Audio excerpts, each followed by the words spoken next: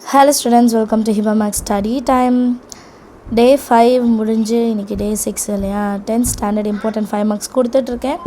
And இன்றைக்கி கொஞ்சம் எனக்கு உடம்பு சரியில்லை, ஸோ நான் கொஷின் பேப்பர் சம்ஸ் கொடுக்கல. பட் ஃபஸ்ட் லெசனில் மோஸ்ட்டாக கேட்ட கொஷின்ஸ் எக்ஸசைஸ் 1.5ல் வந்து third question, fourth question, fifth question, 6, 7 இது இல்லாமல் 8th கொஷனில் வர 3 சப்டிவிஷன், 9th 1, 10th 1 இது எல்லாமே 5 மார்க்ஸ்.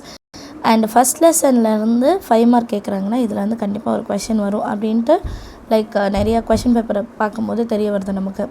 நான் எக்ஸாம்பிள் சம்ஸ் தரல, வெறும் எக்ஸசைஸ் மட்டும் தான் கொடுத்துருக்கேன். அண்ட் நிறைய பேர் 5 சம்ஸ் தராதிங்க, 10 சம்ஸ் தாங்க, பப்ளிக் எக்ஸாம் நெருங்குது அப்படின்னு சொல்கிறாங்க. ஸோ இன்றைக்கி நான் கொடுத்ததில் வந்து குறைஞ்சபட்சம் ஒரு 10 சம் இருக்கும், சரிங்களா?